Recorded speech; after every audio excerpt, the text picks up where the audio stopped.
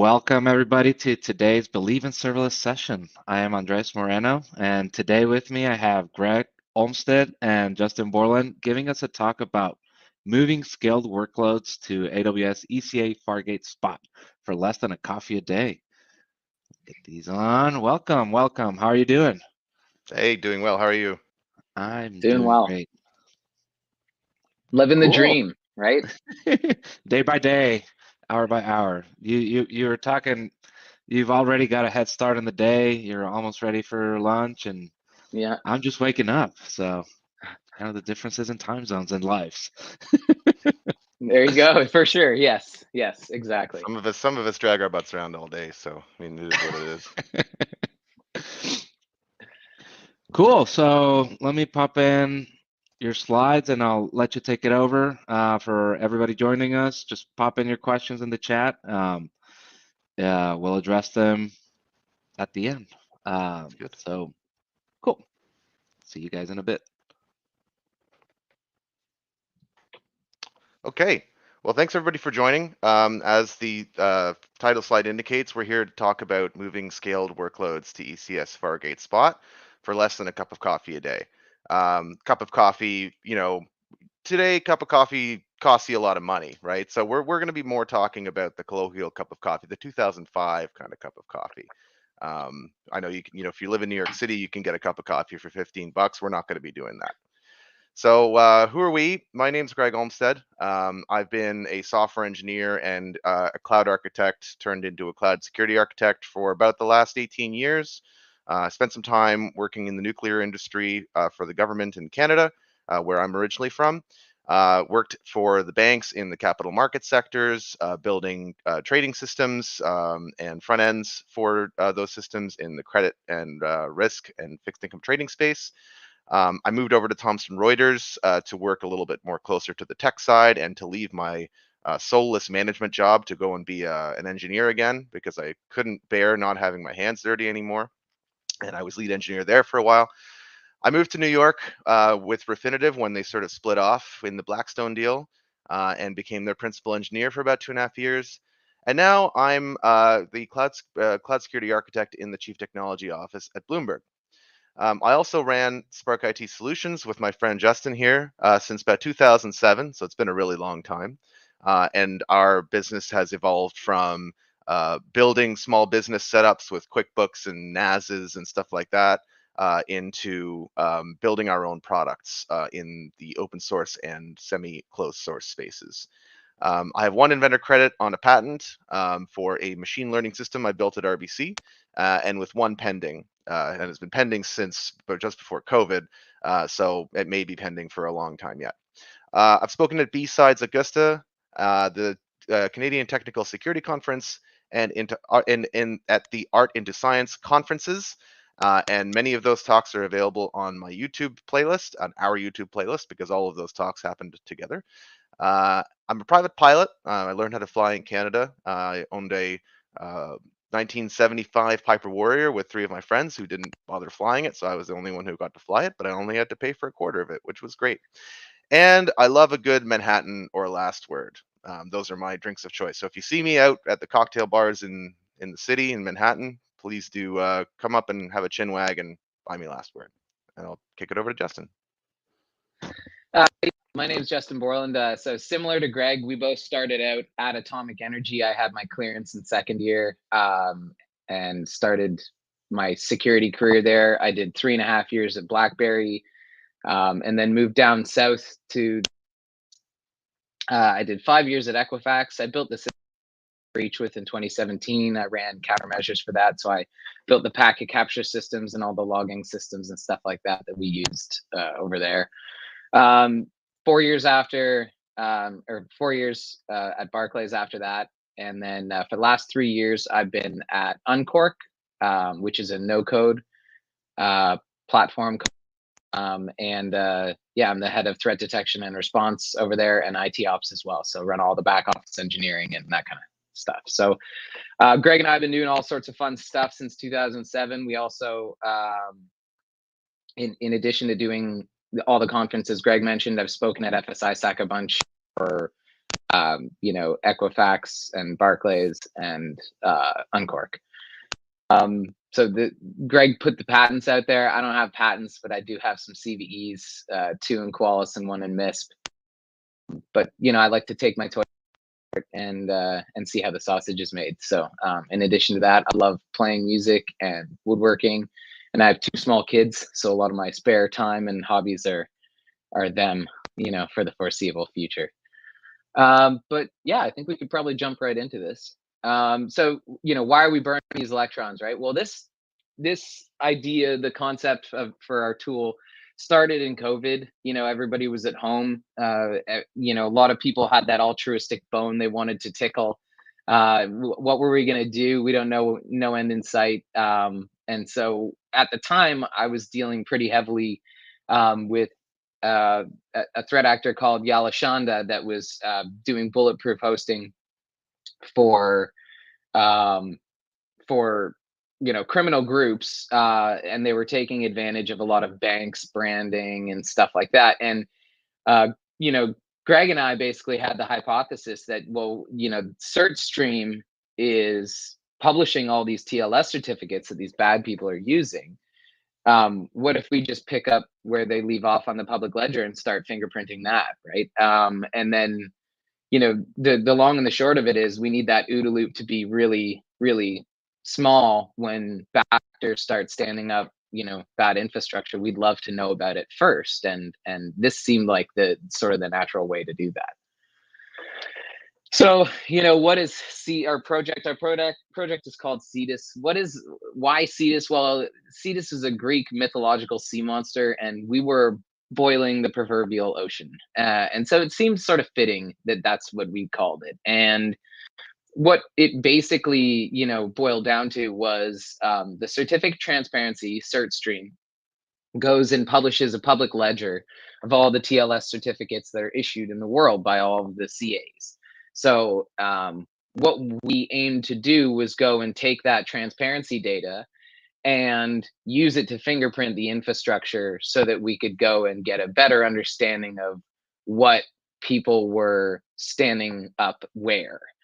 And so the fundamental fingerprinting and going and aggregating that data allowed people to specify Lucene-based queries and then basically do alerting when the matches occurred. So this is an architecture mostly based on, Kafka's in there a lot, Python's in there, Elasticsearch. It all sits on Kubernetes, and now the Fargate Spot and the SQS SNS stuff, right? So we'll sort of get into what led us down that road.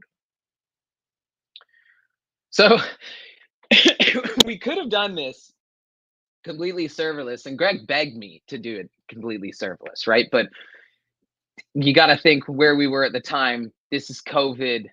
Black Friday is around. I've got, some hardware that I'm buying and a cluster in my house.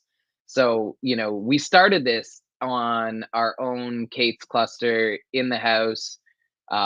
If you go to the next slide, Greg. Oh yeah, here, I'll let you dig into this. Yeah, this is just a bit of the architecture that we had put together way back in 2020.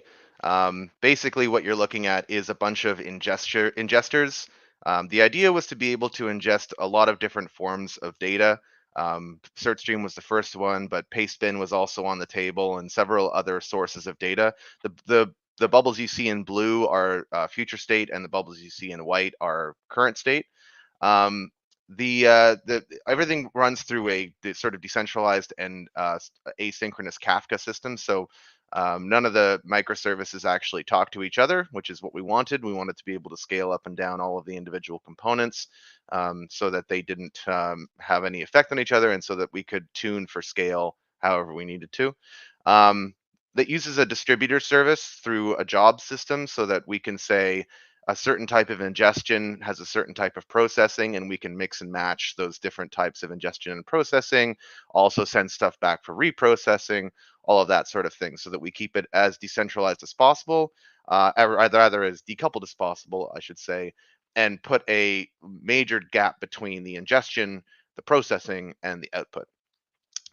We then have an enrichment stage, which has Again, multiple different ways of enriching these ingestions. At the moment, the DNS enricher is the one that we focused on being the first enricher, but the future state for this includes different types of TLS fingerprinting and other kinds of things that run through a VPN, so that we can obviously obfuscate our origin and have this happen from different countries. After that, it goes through an alerting pipeline where companies or individuals can put in things like Solar queries or other types of queries and get notified on matches. Those are then fed back into the engine, into Elasticsearch, and then those can be directly queried or have some type of notification happening. And they're aged out over time so that we don't, blow up the disks in Justin's house. So that's our rough architecture. I'm going to kick it back over to Justin to talk a bit more about that. Yeah, let's talk. Can we talk about the certificates, please? Right? Like, let's talk about the certificates. Well, what are we actually looking for, right? Here's sort of an example for a day in the life. You have to understand, as much as I love doing serverless stuff and this kind of thing, at the end of the day, I'm here to punch miscreants. That's the reason for a lot of this stuff. We're here to try and do what we can to make a difference. So big shout out to Johan over at urlscan.io. If you haven't used it, it's very, very solid. And this is an example of what we aim to be able to detect and alert on when they set it up, right? So when bad actors go and take these domains, federalcreditunion.com, they go and they park it in Namecheap.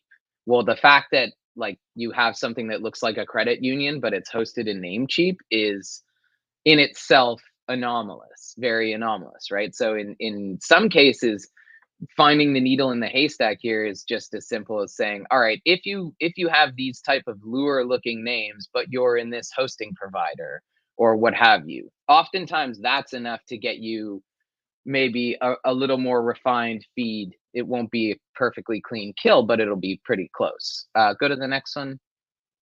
Next slide. So here's an example of one of those surprises where when you start doing this for long enough, eventually you start throwing things, the low hanging fruit at this and seeing where stuff lands. This is an OFAC violation country. This is North Korea.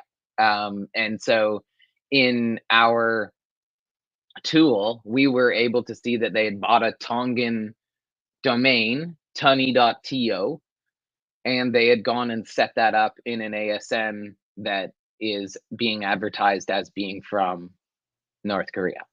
So in some of our, when we go and look through some of this, sometimes we get to start with the needle and then train the models backwards. Sometimes we can do it the other way. But the aim is to go and make sure that people are putting their footprints in the sand and that we can see where they're coming and going and track all that. So here's another decent example of some of the stuff that we catch when we see these payloads being, or these domains being registered and the infrastructure being stood up, right? Investmentunblock.com, secure-payment-page.com, securepaymentservices.net, securepaymentportal.net. These seemingly endless sets of domains and lures, right? Like the bad actors are motivated by money, and there's a lot of money to be made scamming people, and so what we see rarely ever slows down and definitely never stops. Here's a good example of some stuff where we see it and we really have no idea why they're doing stuff, but it definitely looks really suspicious. There's, this is a netflixconfirmation.net. They're registering www.remote.next netflixconfiguration.net. A lot of this is just,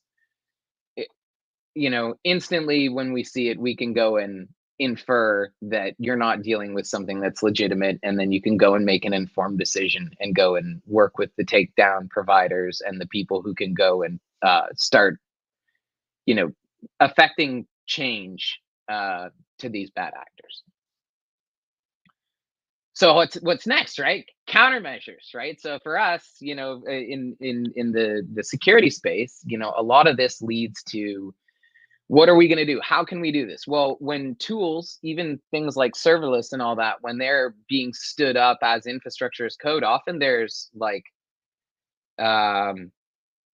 there are vestiges of things that were used under the hood in the DNS logs and in the certificates that get created. So like on Microsoft will go and spin up certificates for you if you're a customer over there, and you can see that get spun up and a whole bunch of other stuff. So when we started getting down the road and figuring out what we wanted to do and how to do it, you know, this was sort of at the heart of it. Was we wanted to make sure that we could go and weaponize these countermeasures. So, dude, this is probably going to be getting near the end of you know, the detour here. But we had 4 nodes, 4 Dell R720s, 16 cores, 32 threads each, 192 gigs of 1600 megahertz ECC RAM, bunch of you know, Samsung 970 Evos. IOPS was like 60,000. RAID 50, 6 disk RAID 50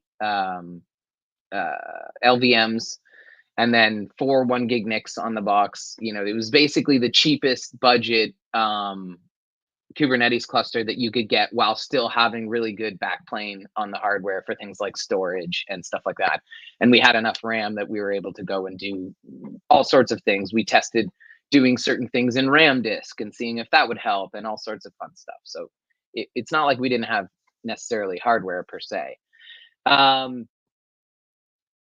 But man, does it take a little bit of your life off managing the storage in Kubernetes. So when you do your own control plane and stuff like that, we used DRBD and Linstore. If you go to the next slide, yeah, so we're big DRBD. I've been using DRBD for probably like 8 years.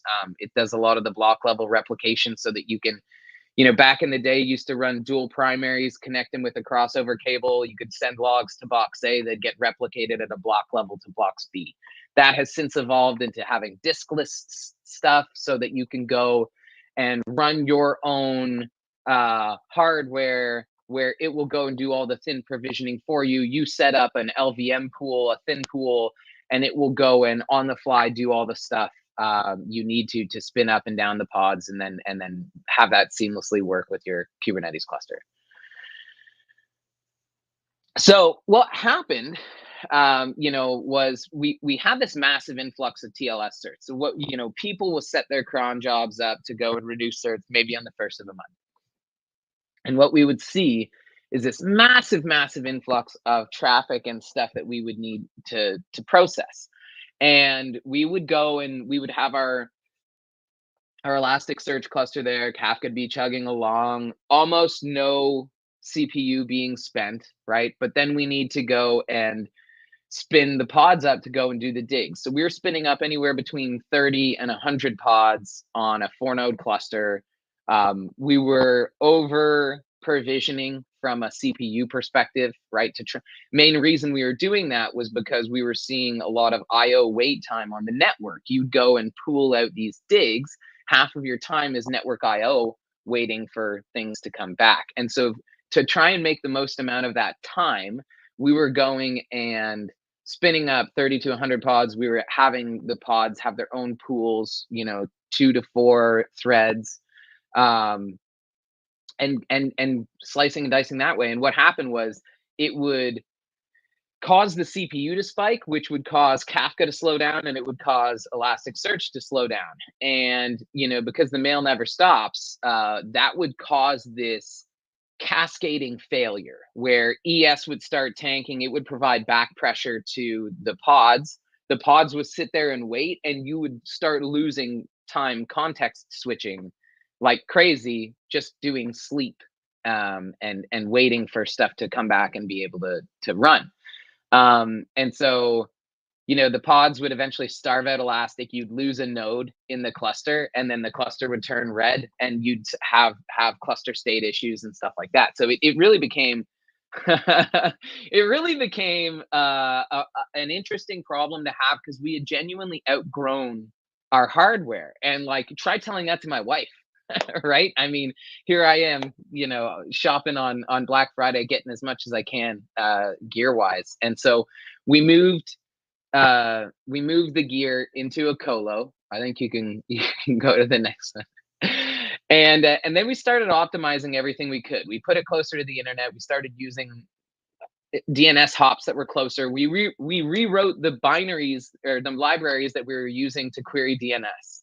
We would go and modify them. We would go and try things in Go and Python and Python and a whole bunch of other fun stuff. Playing with batch sizes, the automated pod killing. For a while there, we thought we were getting banned by Cloudflare and stuff. And I'm reaching out to my friends at Cloudflare and they're saying, listen, we don't ban anybody. You're starving yourself out probably over the network or something similar. So at the end of the day, after a while, we maxed out at, I think it was 80 to 100 million a day in digs when we were on our gear and running Kafka and Elasticsearch on the same box. Yeah, so it didn't really matter how we optimized. We optimized everything. We got it as tight as we possibly could. Did everything that we could think of, and finally, it was like, you know what, we need to go and see what we can do to scale this and shift it somewhere else. So, like, when it came down to numbers, we're talking between 25 and 50 million cert stream domains being peeled off of the TLS certs a day. So the raw data is 30 gigs just for cert stream, unreplicated. Each domain that we peel off of the certificate needs 7 digs. So we do between 175 and 350 million digs per day on average to map the cert stream feed. So that's 18 gigs for DNS, another 30 for cert stream, and then we do the replication factor of 1. So that's around 37 terabytes per year of just DNS and certificate data to map the public ledger of what's going on. So that was the scope of our problem. What did we want? We wanted it as close to real time as possible. We want to know what was issued when, so that we could assert if it was in possession of a bad actor at that time. And we really wanted to get as close to that as we could, maxed out at 80 to 100 on the hardware. And then at this point, we started lifting and shifting and forklifting this up into the cloud. Yeah. Oh, this is me. Yeah, for sure. Again, we did everything we could to do it on our own hardware. We wanted to. In some cases, we just really outgrew the problem that we could throw gear at. And one could even say that we were also yelling at our own private cloud. I mean, at the end of the day, we ran a 4-node cloud, and our cloud could not keep up with the level of CPU and I/O weight that we had to deal with to get the digs done. So we needed to come up with a solution. So we had a set of requirements. The chief requirement was that we needed to burst our capacity out to the cloud or replace the problematic on-prem component entirely. That component in this context is the DNS enricher, because that's where we're doing the 350 million digs. Every single one of them is a round trip to a DNS server. And so we knew we needed to move that. We didn't want to move 100% of our architecture because we're not made of money, and AWS is expensive, especially when you put Elasticsearch into AWS. The cost really starts to ramp up very quickly. So we wanted to keep as much of the architecture on-prem the same as we could. Like, we didn't want to re-architect the entire system just yet. We wanted to try and do this in a sort of a step-by-step fashion. This is all bootstrapped, so every dime is coming out of our pockets, and we're only working on this maybe once a week. So, like, in terms of time to effort, we needed to keep that as low as possible. We wanted to make sure that we had a dynamic allocation of resources and have that adjustment time be as low as possible. So if we needed to scale up, scale down, that needed to happen quickly, because we're responding to a real-time stream of certificates. We're trying to keep the latency down, but we're also not trying to throw money out the window. The start-stop overhead similarly needed to be as small as possible, because we wanted more throughput and less burning cash just on spinning disks up. And the design was for a relatively laminar throughput, so like fairly steady, not too bursty, but occasionally it would get bursty depending on, if certain bad actors were issuing tens of thousands of certificates at a time, or there was just a particularly busy day in the market or something like that. Things happen. It's a real-time feed. You have to accommodate for a certain amount of turbulence. And ultimately, the big thing we needed was to locate it right next to a big, fast, beefy DNS server that could keep up with what we were doing. We knew that part of the problem was that we weren't able to query and talk to DNS as quickly as we wanted to. And we thought, well, who's got a big, fat DNS server that is right next to their compute? AWS. So we looked at two options. Lambda was the first one we looked at, but we found it wasn't a very good candidate. There's a lot of cold start overhead. Our digs are very, very small and fast. And so the per unit cost and the cold start overhead was just going to be too much. It just wouldn't make sense. For certain async batch logging tasks where you're running the Lambda for at least a couple of minutes and processing thousands of records that way, it does make sense. I personally love Lambda a lot, but I also know when it's not the right choice. So the other one we looked at was ECS. We didn't want to go EKS right out the bat because there's a lot of extra costs associated with that, and we're only wanting to move this one workload for now. So we thought, okay, well, ECS makes sense. We can run an individual task on it. It's a great candidate because the throughput is relatively predictable, and the per second cost, even on regular ECS, was fairly low. So, scaling workloads on-prem didn't quite work, but scaling workloads in Fargate Spot, now that's what we wanted to look at. So we changed our architecture very slightly. You'll notice that this is almost exactly the same architecture with the small addition of a little green box in the middle there. That little green box is the stuff that's running in AWS. Basically, all we did is we added a forklift from Kafka to SQS and then had the DNS enricher running in ECS consuming down from SQS and then piping it back to Kafka for alerting. But why do we have Kafka at SQS on one side and direct Kafka on the other side? Well, the answer is because we did those in two different times, and we're very lazy people, and we haven't yet gone and just removed the forklift and made it all Kafka all the time. That is certainly on the roadmap, but we're bootstrapping here. We need to move fast and hopefully not break too many things.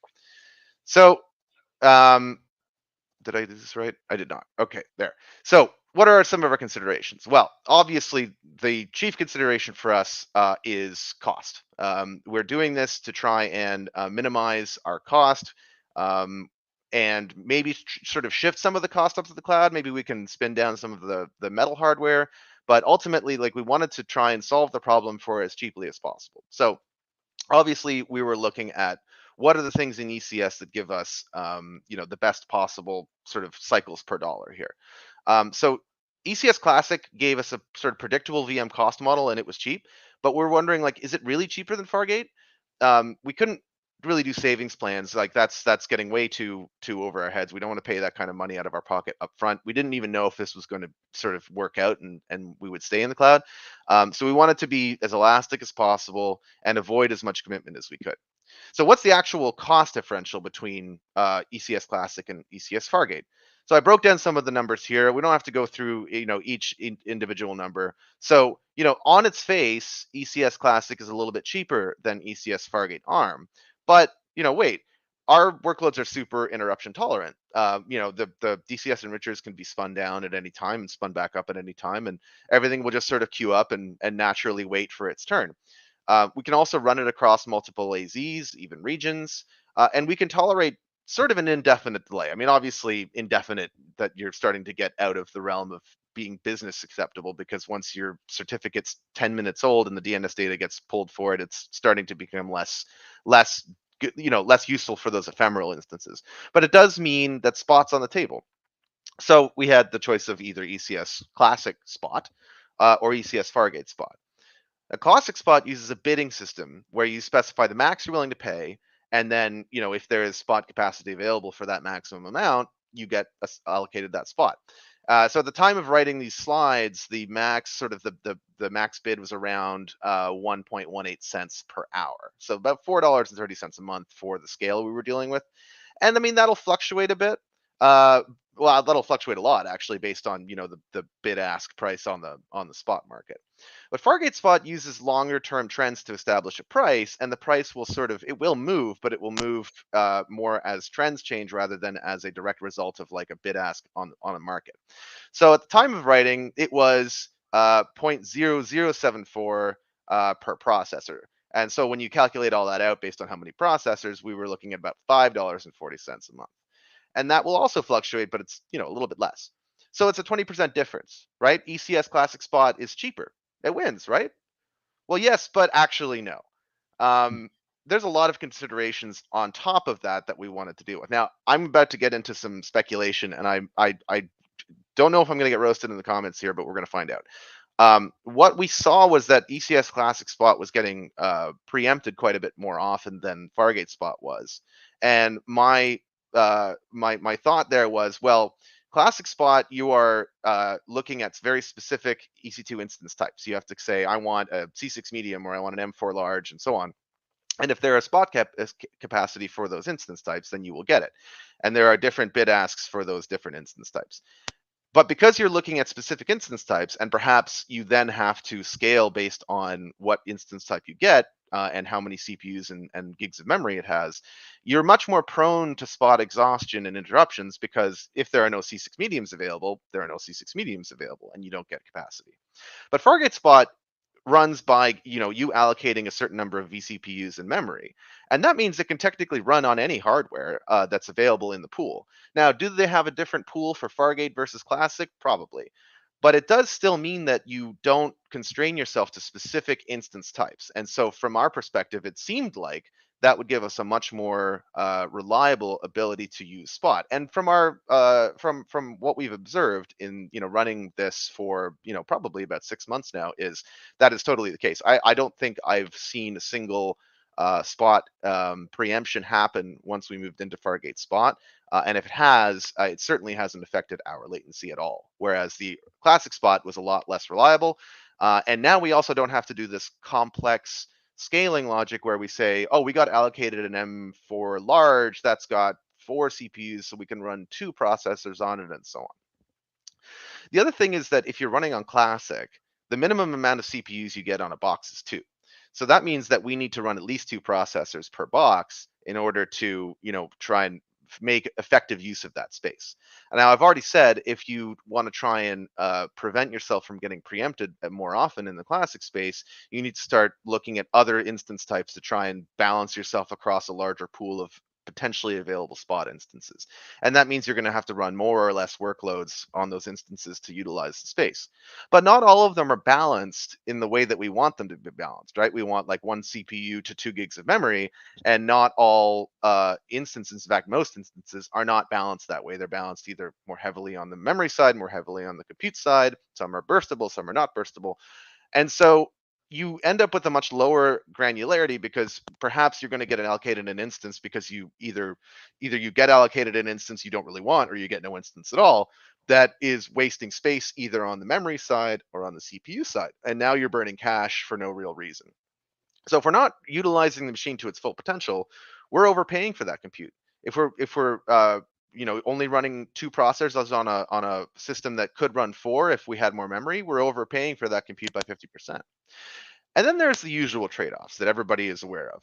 Managing those instances in the first place. OS patches, OS updates, dealing with auto-scaling groups, all of that kind of stuff of actually managing hardware are all in play here.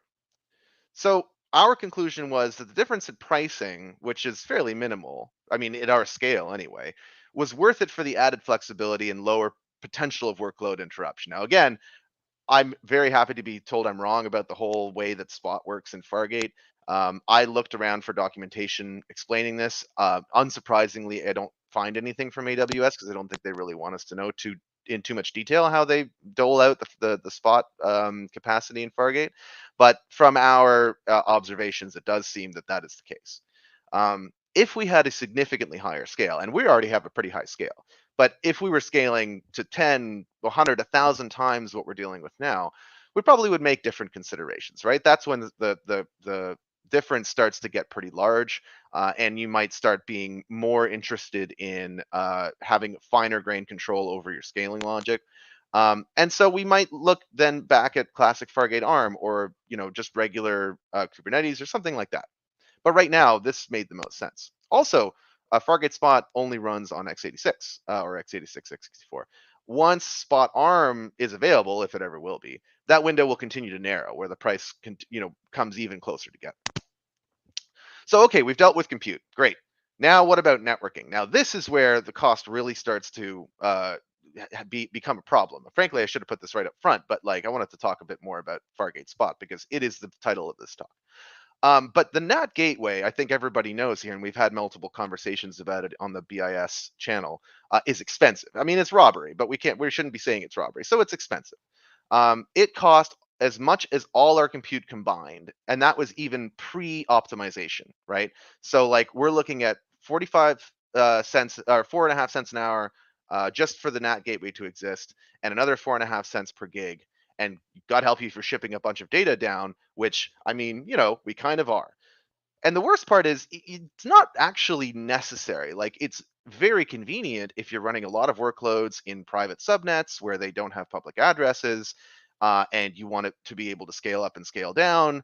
And you don't really want to have to worry about your NAT layer. It's a great tool. And if you're running, if you're working at a company like, I don't know, Bloomberg or Onquark that has deep pockets, or at least deeper than my pockets. My pockets aren't very deep. Then it's a cost that you just deal with. It's a cost of doing business. But for us, we're looking to bring this down to a cup of coffee a day. And as you can see on your screen, that's an expensive cup of coffee. I mean, I don't want to pay a $15 coffee. I probably have at least once in my life, but I don't want to do it every day. So what even is a NAT gateway? Well, a NAT gateway is a managed piece of infrastructure that lets the workloads in private subnets, private IPs, be able to communicate traffic to the internet without having to have a public IP address, just like your router is at home, right? Well, surely there's something else that can fit that bill and reduce our costs. It's not that complicated of a system. And this is basically what you're doing, whenever you use a NAT gateway. Unfortunately, the StreamYard butchered my slide GIF, but you're just paying out your nose to AWS while they smile and laugh at you. So this is a bit of a hot take for people in the cloud space, but sometimes, just sometimes, a managed service isn't worth the cost. Okay, very very rarely does that happen, maybe, but like sometimes if your primary concern is cost minimization, you're going to have to start looking outside the managed services space until you reach a scale where the cost becomes worth it. So But enter also, sometimes it's easier if you drive on roads you've paved yourself. Also true. You have a lot more control over things like that, and you aren't, subject to the whims and mercy of AWS's, seemingly random decisions. So I'm not really sure how to say this, but enter FCKNAT because we need to keep this a little bit PG. So FCKNAT's an open source NAT gateway, and it runs on just standard compute. And it can run on very, very small EC2 instances or scale up to large instances and generally support very, very high throughput.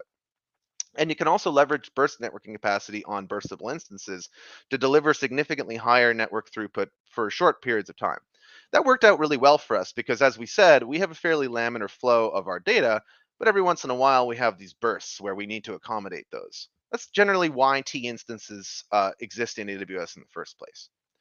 Now, of course, there are trade-offs, right? I mean, it's maintained by a handful of people, the project itself, FCKNAT, and then there's a Terraform provider for it, maintained by Regiska, that's maintained by even less people. So, you have to be. It's just like any other open source project. You have to deal with the fact that like you're not going to get updates as frequently as you want, or maybe you have to do them yourself. It's not managed by AWS, right? So obviously they're not going to help you if something goes wrong.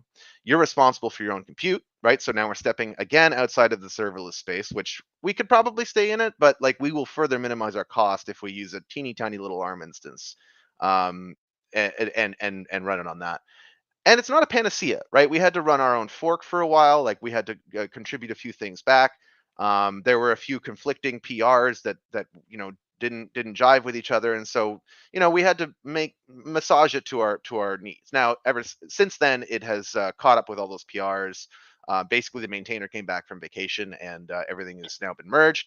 So, like we're going to be able to move back to the main line. But like this is just how these open source projects work. But with all those trade-offs, I mean, at $3 a month versus about $6 to $7 a day, the choice was very clear. I mean, it was so clear, like there was just no way around it. So now we're getting into, you can see on the right here, we're starting to get into coffee territory, right? It's fancy New York City coffee in 2024, but we're getting into like cup of coffee territory here. Our data transfer is still sort of our chief cost, but there's not really much we can do about that, or is there? But before we get to that, one of the other things that we talked about in the intro to this talk was tying our cost to scale. Now, a lot of you are probably quite familiar with this, but I'm going to go over it anyway. So if our upstream system fails, because as you remember, we still have a bunch of stuff running on-prem that is churning out all these certificates and shipping it up into Kafka and all that. Well, what happens if that goes down for some reason? And we know this from experience. And what if we have a light day of certificate issuance? Like, what if we are not getting as many certificates issued in a particular day as we want? So when there are outages, that means that the downstream processes had nothing to process. And so we're sitting there burning cash. So how do we deal with that? Well, AWS has a application auto scaling feature, which allows us to take multiple metrics and create a math equation out of them to say, this is the number that we want to try and achieve. So the equation that we used in this case is the sum of the number of messages in the queue divided by the number of in-service ECS tasks. And the reason we do that is it prevents runaway scaling from changes in the backlog not being proportional to the actual in-service ECS tasks. So like if you are only scaling based on the number of items in your queue, you could end up having suddenly 100,000 items go into the queue, and your ECS is going to be like, oh my God, and it's going to start scaling your instances up like a bat out of hell. But what you really want to do is have a certain amount of backlog per instance, and that's your number. Is how many instances do I have, and how many waiting messages do I have for each instance? And that makes your scaling a lot more smooth and a lot more gradual. So you end up with a slightly longer backlog, but that backlog gets handled without this like very spiky container load being applied to it. So, and it also allows for scaling to zero when upstream outages happen, and they did happen, and it did scale to zero, and we were, we're paying still probably 20 cents a day or something like that for some of the stuff that we can't get rid of, like a public IP address, but certainly a lot less than if we were running our compute with nothing to process. The downside to this, obviously, is that there is a lot of tuning required for this, and it's not super well exposed in like Terraform and stuff like that for you to be able to access that tuning. So it took a really long time to fiddle around and try and find numbers in the scaling minimums and maximums and steps and all that stuff that really made sense. What you're seeing on the right is our visualization of our scaling alarm. As you can see, the watermarks there are pretty close together. They're actually only one apart. Because we did want to have the scaling move fairly quickly along with the certificate stream. Like that's kind of how laminar the certificate stream generally is for us.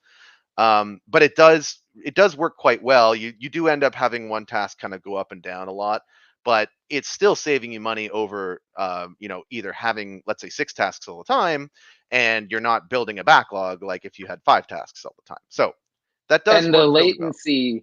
The latency is very, very, very tolerable for what we've noticed. Right. And so this is the thing that we're trying to avoid, right? Like, AWS is super easy to accidentally spend $50,000 on, whether you're brand new to using the cloud or whether you've been doing it for a long time. Stuff happens and you end up, hemorrhaging costs. So you need to, make sure that you're doing what you can to control for that. So we're almost there. We've achieved coffee status, but we can do better. So what are some of the things that we can do? Well, we know we need a VPC endpoint for ECR because we don't want to be pulling that stuff over our NAT gateway. These images are fairly large, and because of the way that Fargate works, they get pulled fairly often. So we do know that a VPC endpoint for ECR will lower our costs. The trade-off for the VPC endpoint cost is lower than what we would if we had to scale up our NAT gateway, our FCK NAT, I should say. The ECS Container Insights is enabled by default in Anton. Shout out to Anton Babenko for his amazing Terraform modules, but ECS Container Insights is enabled by default in those modules. We only have one service, so we can disable that and save a decent amount of money there. Compress all the things. There is a trade-off in CPU cycles, but it is nowhere near the kind of trade-off that we're talking about in data transfer. So it was significantly worth it to enable that compression and turn that knob up to 11. Is almost nickel when you put 1,000 records and they're almost the same. They compress very, very well. Yep. Exactly.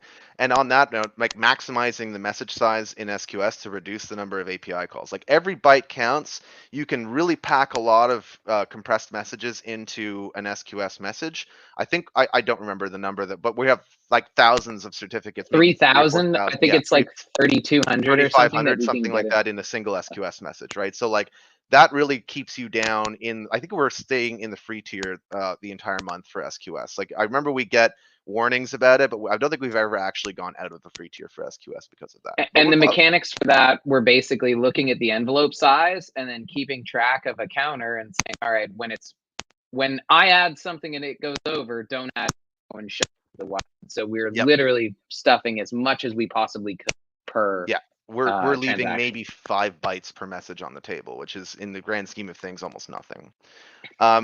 Configuring FCKNAT to share an IPv4 allocation is I just shot my wad there. Like to share an IPv4 allocation is going to help you persist IP addresses, so you're not spinning IP addresses up and down and potentially having small but still significant extra costs for those addresses. We can cut that out of the final video, right, Andres?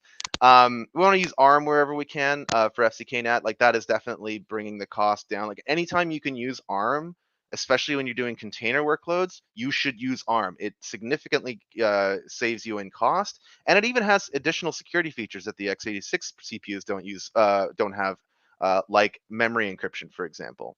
And finally, make sure you clean up your resources. I can't tell you how many times something sits around in AWS and I don't notice it on Cost Explorer, and then I go and build a talk about moving stuff to ECS Fargate Spot, and I'm like, wait a minute, what is this? What is this hard disk that's just sitting there costing me like 3 cents a day?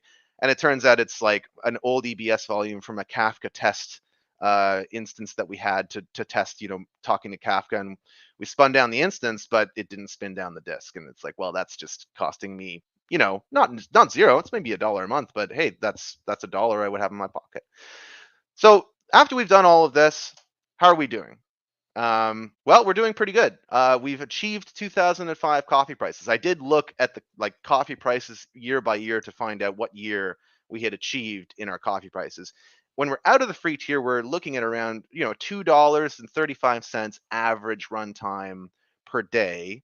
And when we're in the free tier, from a data transfer perspective, our costs are even lower. We're down in the $1.47. This is like 1995 coffee prices. So, as you can see, it's absolutely doable to be able to run a scaled workload. Like we're talking 350 million digs. Like that's a scaled workload. That's the entire search stream fire hose being processed in real at time. $2 in real time at $2.35 a day. And speaking of real time, if you remember the North Korea kill that we talked about earlier, that was a 2.7-second latency from it coming down the search stream pipe to us issuing the DNS report and alert back down into our on-prem system. We could probably even tighten that up, but 2.7 seconds is a lot better than infinite amount of time, which is generally what people are, if you're not watching it, then you're not going to know about it. So this is a very, very, as Justin said, very tolerable latency from a catch and kill perspective. So what are some of the lessons that we learned? Well, small costs add up fast. Because we're dealing with per hour, per day types of costs, it sounds like, oh, that's cheap. What, 7 cents an hour? It's nothing. But when it comes on, that's 730 hours in a month, right? So when you start to add those up and you start to compound those together, because maybe that's for one task and you need 5 tasks, that really adds up fast. So you really need to do the math to be like, what's my monthly cost on every single thing that I do? Cost Explorer is your best friend. You can use it to really understand at a granular level what you're doing, where your services are being allocated, and really keep an eye on your actual utilization. Managed services are excellent for enterprises, but bootstrap startups, they can represent a substantial cost that may not be necessary. We're not quite to the point where we have millions of dollars coming in, so like we need to try and shave as much of this off as we can. But on the other end of it, sometimes focusing too much on cost ends up costing you more in the long run. Like if you're, sometimes when you try and absolutely minimize costs, like if you were using ECS Classic, you could end up in a situation where you actually end up paying more because of inefficiencies, overhead, all that kind of stuff that you wouldn't pay if you chose a more granular, more controllable cost structure. You want to tie your cost to your scale, however you possibly can. This is the serverless way. This is why we're all here, is because we only want to pay for what we're using. And so if you're using something like this, you need to be able to do that using application auto scaling as an example. As I mentioned, set up an AWS Cost Explorer report. That's the easiest way to click one button and go in and see the report that you really care about. I have one called the Run Rate Report. It shows me the last 7 days broken out by usage type. And so I can see not just the service, but the individual usage types in the service. And I can see like, oh, I've got, this thing in Fargate is using more than this thing, or I've got this disk that's more than this, and all that kind of stuff. Use AWS budgets. That's a great way of being told when your costs are running away on you. You're not always going to be able to sit there watching your run rate, but so you can sort of come up with a number that is going to be normal for your system, and then say, I'm going to add 10% to that or so, and put that in your budgets. Care and feed for your cluster. I can't stress this enough. Things require maintenance. Even serverless things require maintenance. Make sure that you're doing updates, make sure that you're using the latest base images, all of that kind of stuff, because the less you maintain, the more stuff that breaks. And finally, set up a dashboard. Visualize the performance of your system, both from an actual utilization and performance perspective, but also from a cost perspective, because if you can't measure it, you can't manage it. As an example, this is what our dashboard looks like. We're able to sort of keep an eye on what our queue is like, how many running tasks do we have, what's our utilization in both our networking and our overall tasks in our service, how many messages are we pulling off the queue at a given time, and what's our scaling alarm looking like. And this gives us a really good like heads up snapshot of like how everything's doing. And I can take directly from this and in my head calculate like how much money I'm spending. So for the future, probably get rid of that SQS forklift to let the Kafka do everything. Move the rest of the cluster eventually up to the cloud once we have a bit of a better data aging out story. Like the most expensive part of this in the cloud would be Elasticsearch, and the reason for that is because with that aforementioned 37 terabytes a year. So, moving some stuff around would probably help that work better. Do the blue boxes, the VPN sidecar, the pastebin ingester, all that great stuff we wanted to do. Maybe do a little bit of rewrites in some faster languages. A lot of the stuff is in Python right now because, time to market, but there are faster languages. Justin's a big Rust fan. I like Go. We'll have that argument at some point.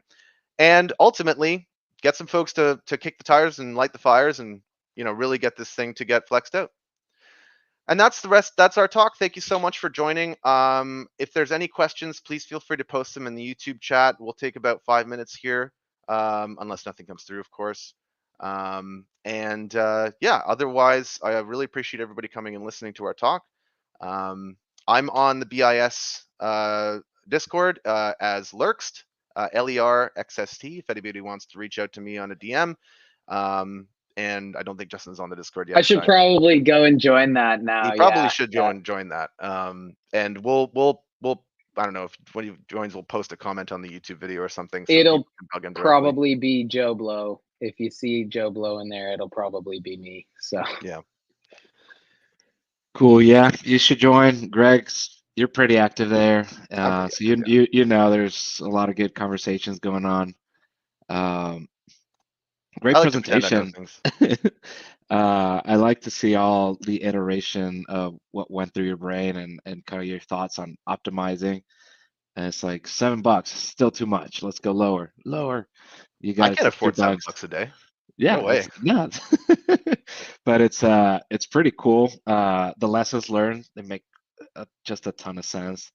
We did have a couple talks last week around Rust, so you might be interested in looking at those if you ever decide to move into a faster runtime for your code.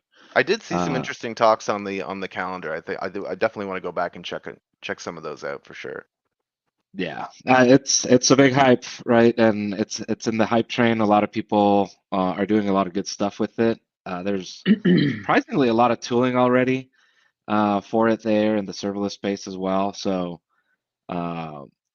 I recommend looking into it. Anywhere where you can grind out some extra, CPUs. I had a phase where I was building everything I computed on in Gen 2 because I was like, no, I have to compile everything for the hardware. That's the only way to really wring it all out, right? So yeah, anywhere where you can get this back for sure, especially when you're paying on someone else's computer, right? Yeah. Absolutely. Well, it looks like we don't have any questions, so I Nope. think we'll go ahead and end it here. But thanks again, everybody, for joining. And this video will be available on YouTube, and we'll be putting I'll put my link tree up on the comments and stuff like that, so we can, if folks are interested, they can check out some of our other talks. Sounds great. Thanks a lot, guys. This was great talk, and we'll be talking to y'all later. Sounds good. Thanks, Have a good everyone. one. Thanks for having us. Bye.